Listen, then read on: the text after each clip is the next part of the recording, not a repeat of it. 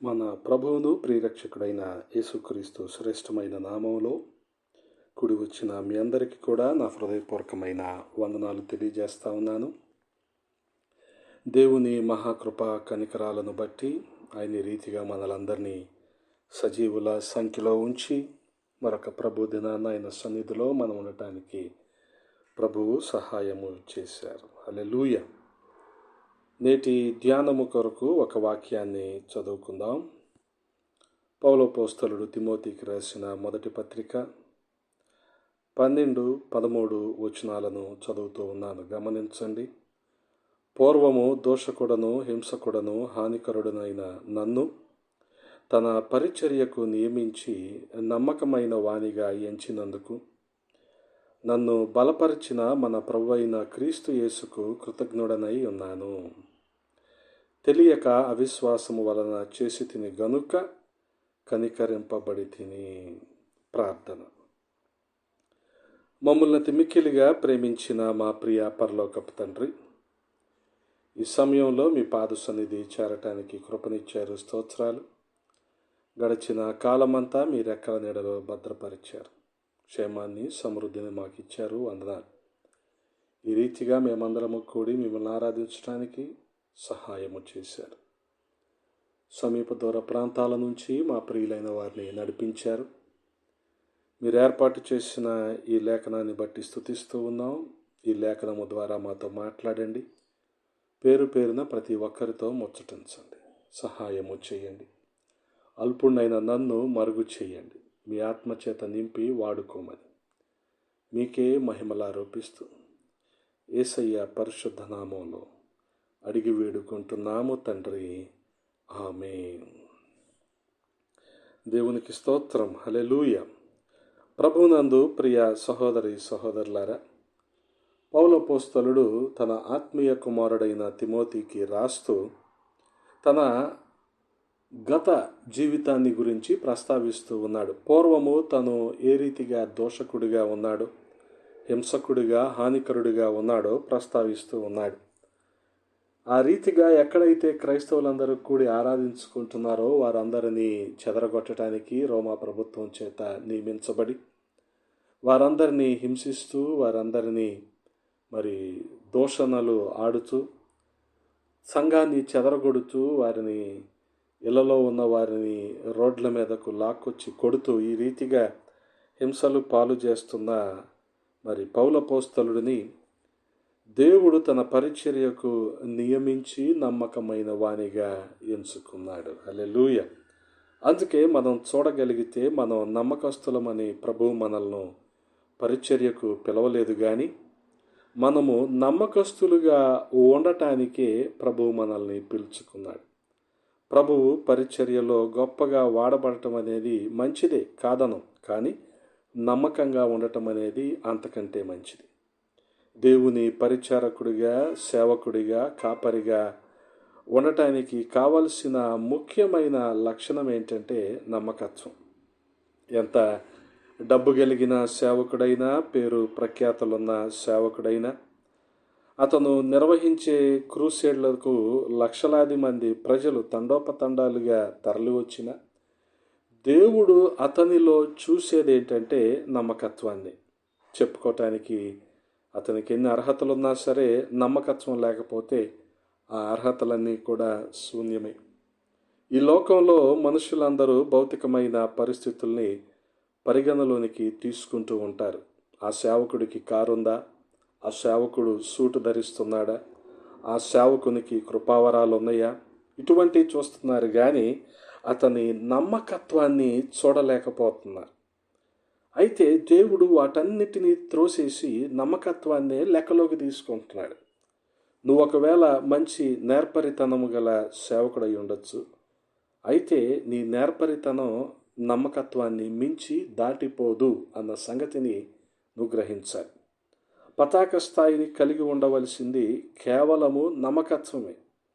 పూలదండలు వేసి శాలువాలతో సన్మానం చేయించుకొని గొప్ప బిరుదులు ధరించుకొని అందరి చేత పొగిడించుకొని అందరి నోట చాలా గొప్పవాడండి అని పిలిపించుకున్నప్పటికీ ఆఖరిలో ఎంచదగినది ఏంటంటే మనలోని నమ్మకత్వమే.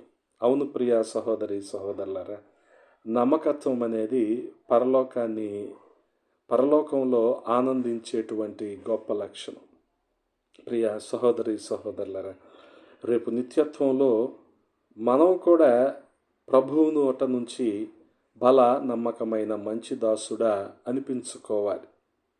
మత్తయి సువార్త 25వ అధ్యాయము 21వ వచనంలో రాయబడి ఉంది కదా, బల నమ్మకమైన మంచి దాసుడా, నీవు ఈ కొంచెములో నమ్మకముగా ఉంటివి, నీ యజమానుని సంతోషములో పాలు పొందుము అని మనము వినాల్సి ఉంది. కాబట్టి అటువంటి నమ్మకత్వాన్ని మనము కలిగి ఉండాలి. ఈ నమ్మకత్వానికి ఉన్న మరొక పేరు ఏంటంటే యథార్థత. పరిచర్యలో యథార్థంగా ఉండటం అనేది అన్నిటికంటే ప్రధానమైనది. అది ప్రభు యొక్క వ్యక్తిత్వముతో పాలు పంచుకోవటం లాంటిది. ఎవరు యథార్థంగా లేరో వారిని గూర్చే యేసుక్రీస్తు ప్రభువు వారు ఎక్కువగా మాట్లాడారు. అయ్యో దొంగలారా అనలేదు, అయ్యో వ్యభిచారులారా అని కూడా ఆయన అనలేదు, అయ్యో నరహంతకులారా అంటూ కూడా ప్రభువు గద్దించలేదు.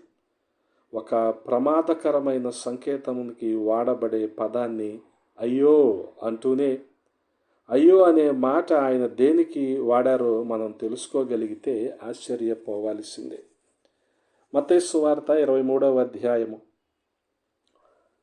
13వ వచనంలో మనం చూడగలిగితే, అయ్యో వేషధారులైన శాస్త్రులారా, పరిసయ్యులారా, గమనించండి, అయ్యో వేషధారులారా. అది ఆనాటి మత నాయకులను యేసుక్రీస్తు ప్రభువు వారు పిలుస్తున్న పిలుపు. ఆయన సంబోధించిన పిలుపు అదే. 15వ వచనంలో ఆ రీతిగానే 23, 25, 27, 29 వచనాల్లో కూడా ఈ కఠినమైన పదజాలమే వాడబడింది. ఈనాడు అసంఖ్యాకంగా ప్రసంగికులు మన మధ్యలో వాడబడుతూ ఉన్నారు. చాలా సంతోషం, దేవునికి అదంతా మహిమే. అయితే యథార్థంగా వారిలో ఎంతమంది ఉంటున్నారు? డబ్బు విషయంలో, తమ విలువల విషయంలో, తమ వ్యక్తిత్వం విషయంలో, వారు బోధించే విషయాలలో, ఇతరులకు ఇచ్చిన మాట విషయంలో, పవిత్రత విషయంలో, పరిశుద్ధత విషయంలో ఎంతమంది యథార్థంగా ఉంటున్నారు? పౌలపోస్తలుడు యథార్థంగా పరిచర్య చేసిన సేవకులలో ఒకడు. ఆయన ఫిలిప్పు సంఘానికి ఒక ఉత్తరం రాస్తూ ఆయన 4వ అధ్యాయము 9వ వచనంలో ఈ రీతిగా అంటున్నాడు, మీరు నా వలన ఏవి నేర్చుకొని అంగీకరించితిరో, నా యందు ఉన్నట్లుగా ఏవి వింటిరో, ఏవి చూచితిరో అట్టి వాటిని చేయుడి, అప్పుడు సమాధానకర్తయగు దేవుడు మీకు తోడయ్యుండును అంటున్నాడు. గమనించండి, అసలు నాలో ఉన్నట్టుగా మీరు ఏం విన్నారో, ఏం చూశారో అవి చేయండి అంటున్నాడు. నా దగ్గర మీరు ఏమి నేర్చుకున్నారో వాటిని మీరు చెయ్యండి, మీరు వాటిని వెంబడించండి. అవి మీకు అవసరం అంటూ చెప్పటం సులభమే, చాలా సులువే. అది నా దగ్గర నుంచి నువ్వేదైతే అంగీకరిస్తున్నావో వాటిని చేయమని చెప్పటం, మరి నా దగ్గర ఏమైతే విన్నావో ఆ రీతిగా చెయ్యండి అని చెప్పటం తేలికే. కానీ నాలో ఏం చూశావో వాటిని చెయ్యి అని చెప్పటం ఒక ప్రసంగికునికి, ఒక బోధకునికి చాలా కష్టం. వాస్తవం ఏమిటంటే పౌలు అదే విషయాన్ని చెప్తున్నాడు. నాలో మీరు ఏం చూశారో అవి లేదా అది చెయ్యండి. ఒక విషయం మీరు చూశారో, అనేక విషయాలు నాలో మీరు గ్రహించారో అంటే గమనించండి, అది చేయమంటున్నాడు. నాలో ఉన్నాయి అని మీరు ఏమి చూశారో వాటిని చేయండి అంటున్నాడు. ఎంత గొప్ప యథార్థత అండి అది. ఒకసారి యేసుక్రీస్తు ప్రభువు వారు మత నాయకులని ఉద్దేశించి ప్రజలను హెచ్చరిస్తూ, వారు మీతో చెప్పవలసినవన్నిటిని అనుసరించి గైకొనుడి, కానీ వారు చేసింది మీరు చెయ్యొద్దు అన్నాడు. అంటే గమనించండి, వారు యథార్థవంతులు కాదనే కదా. వారు యథార్థవంతులైతే వారు చెప్పినట్టు చేయండి, కానీ వారు చేసినట్టు మీరు చేయకూడదు. అంటే వారు మీకు మంచి సాక్ష్యాన్ని చూపించటం లేదు, మంచి మాదిరిని చూపించటం లేదు.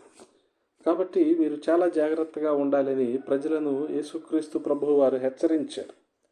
అందుకే నేను ఏ విధంగా ప్రభువునందు నడుచుకుంటున్నానో, ఆయనకు విధేయుడినై నేను ఎలాగూ పరిచర్య జరిగిస్తూ ఉన్నానో అది మీరు చూడండి, దానినే మీరు ఫాలో అవ్వండి అంటూ ఏ సేవకుడు చెప్తాడో అతనే యథార్థవంతుడు, నమ్మకమైన పరిచారకుడు. పౌలు కూడా ఆ కోవకు చెందిన సేవకుడిగానే జీవించాడు. నేను చెప్పినట్లు మీరు చెయ్యండి కానీ నేను చేసినట్లు మీరు చెయ్యొద్దు అంటూ చెప్పే సేవకుడు నమ్మకస్తుడు కాదు, ఎప్పటికీ కాలేడు కూడా. తనకు తానుగా మొదట బోధించుకోలేని సేవకుడు అప్పుడే ఇతరులకు బోధించే అర్హతను కోల్పోతాడన్న సంగతిని మనం మర్చిపోకూడదు. వ్యభిచరించవద్దు అని చెప్పేవాడు రహస్యంగా వ్యభిచార పాపంలో ఉంటే అది న్యాయమేనా? అందుకు ప్రభు అతన్ని వదిలేస్తాడా? లేదు కదా. లెక్క చాలా తీవ్రంగా ఉంటుందన్న సంగతిని మర్చిపోవద్దు. పౌలు గారైతే తన పరిచర్యలో అనేక మంది పౌలులను తిరిగి తయారు చేయాలన్న తీవ్రమైన ఆసక్తి కలిగి ఉండేవాడు. అదే తన దర్శనంగా చేసుకుని పరిచర్యలో ముందుకు సాగిపోయాడు. ఇక్కడ మీకు ఒక మాట నేను జ్ఞాపకం చేయాలి. దైవ సేవకులంగా మనం ఎలాగ ఉన్నామో అదేవిధంగా రేపు మనలాంటి వారిని మనం తయారు చేస్తాం. మనం నిద్రపోతులం అయితే రేపు మన సంఘాలు నిద్రపోతులతో నిండిపోయి ఉంటాయి. మనం సోమరులమైతే మన వెనుక తరం కూడా సోమరులే అవుతారు. మనం మండుచు ప్రకాశించుచున్న దీపాలుగా ఉన్నట్లయితే భవిష్యత్తులో వేలాది దీపాలను మనం చూడగలుగుతాం. దురదృష్టం ఏంటంటే మనలో చాలామంది సేవకులు ప్రజలు ఏ దారిలో వెళ్ళాలో ఆ దారిలోనే మీరు వెళ్ళండి అంటూ తమ వేలెత్తి చూపే ఒక స్తంభంలాగా ఉంటున్నారు. కానీ అంటే ఆగండి వెళ్ళండి అని మనల్ని నిర్దేశించే ఒక ట్రాఫిక్ సిగ్నల్ లాగా ఉంటున్నారు. కానీ వాళ్ళు మాత్రం పరిచర్యలో స్తబ్దుగా ఉంటున్నారు. ఇన్స్ట్రుమెంటల్గా ఉండటం లేదు, క్రియాశీలకంగా ఉండటం లేదు. ఇది చాలా విచారకరమైన సంగతి. సేవకుడు దారి చూపే ట్రాఫిక్ సిగ్నల్ లేదా ఆ ట్రాఫిక్ కానిస్టేబుల్ లాంటి వాడు కాదు. సంఘానికి ముందు ఉండే నడిపించే నాయకుడు మరియు కాపరి అన్న సంగతిని మనం మర్చిపోకూడదు. నాయకుడు అనేవాడు తను ఎక్కడికి వెళ్తున్నాడో ఎరిగి ఉంటాడు. తాను నడిపించే సంఘాన్ని ఎక్కడికి తీసుకుపోతున్నాడో అది కూడా ఎరిగి ఉంటాడు. నాయకత్వం అంటే అదే. కాపరి ఆగిపోతే సంఘం ఆగిపోతుంది. కాపరి అభివృద్ధి చెందినట్లయితే సంఘము అభివృద్ధి చెందుతుంది. ఒక కాపరి మరి ఎప్పుడు కూడా ఆగిపోకూడదు. ఇంజిన్ ఆగిపోతే వెనుక బోగీలన్నీ ఆగిపోతాయి. అలాగే కాపరి ఆగిపోతే సంఘము విషయం కూడా ఆ రీతిగానే ఆగిపోతుంది. సంఘము సంఖ్యాపరంగా ఎంతగా అభివృద్ధి చెందుతున్నదన్నది ముఖ్యం కాదు, కానీ వ్యక్తిగతంగా అంటే ఆత్మీయతలో ఎంత అభివృద్ధి చెందుతున్నది అనేది మనం లెక్కలోకి తీసుకోవాలి. ఎక్కువ మంది రావటం లేదు అనేది సంఖ్యా సంబంధమైనదైతే ఎదుగుదల అనేది ఆత్మ సంబంధమైనది. అందుకనే గమనించండి, మనం ఈ రోజుల్లో సంఘ విస్తరణ గురించి ఎక్కువ మాట్లాడుతూ ఉన్నాం, కానీ ఆత్మ సంబంధమైన విస్తరణ గురించి, సంఘ క్షేమాభివృద్ధి గురించి మనం మాట్లాడలేకపోతాం. చాలామంది సేవకులైన వారు మరి మన అభివృద్ధి మీద సంఘాభివృద్ధి ఆధారపడి ఉంటుందన్న సంగతిని మర్చిపోతున్నారు. కాబట్టి నమ్మకత్వం లేదా యథార్థత విషయంలో మందకు మాదిరిగా మనం నడుచుకోవాలి. అనేక సార్లు మనం నన్ను పోలి నడుచుకోవద్దు, క్రీస్తును పోలి నడుచుకోండి అంటూ ఉంటాం. అది ఎంతగానో తమను తాము తగ్గించుకున్నట్లుగా మరి ఉండే మాటగా మనకు కనిపిస్తుంది, కానీ అది లేఖనానుసారమైనది కాదు. పౌలు అలాగే ఇప్పుడు చెప్పలేదు. పౌలు అపోస్తలుడు మేము క్రీస్తుని పోలి నడుచుకున్న రీతిగా మీరు నన్ను పోలి నడుచుకోండి అంటూ సంఘాలను హెచ్చరించేవాడు. సంఘంలో ఎవరైనా ఒక రహస్యాన్ని మనకి చెప్తే దాన్ని రహస్యంగానే ఉంచాలి, కానీ గృహదర్శనాల పేరుతో ఇంటింటికి తిరిగి బైబిల్ మర్మాన్ని విప్పి చెప్పినట్టు ప్రతి ఇంటిలో కూడా ఆ విషయాన్ని బహిర్గతం చేయకూడదు. అందుకనే జ్ఞాని అయిన సొలొమోను అంటాడు, నమ్మకమైన స్వభావము గలవాడు సంగతి దాచును అంటాడు. సామెతలు 11వ అధ్యాయము 13వ వచనంలో. కాబట్టి ప్రియ సహోదరి సహోదరులారా, నమ్మకత్వం అనేది ఈవేళ రేపు మనం కలిగి ఉండిన తర్వాత ఎక్కడో పోగొట్టుకునేది కాదు. మనం మహిమలోకి చేర్చబడేంత వరకు మనం కలిగి ఉండాల్సిన ఆత్మీయమైన లక్షణం. కాబట్టి మీరు నమ్మకస్తులుగా జీవిస్తున్నారా? లేక అయ్యో అన్నట్టుగా జీవిస్తున్నారా? చాలా అల్ప స్థాయి నుంచి అత్యున్నతమైన స్థాయి వరకు కూడా నమ్మకత్వాన్ని అభ్యసించాలి మనం. అదే మన పరిచర్యను నిలబెడుతుంది. మనల్ని నమ్మిన వాడిని మనం అమ్ముకోవద్దు. సొమ్ము కోసం నమ్ముకోవద్దు.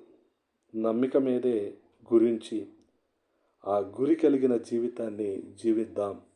అటువంటి కృప దేవాది దేవుడు మనందరికీ దయచేయునుగాక. ఆమేన్.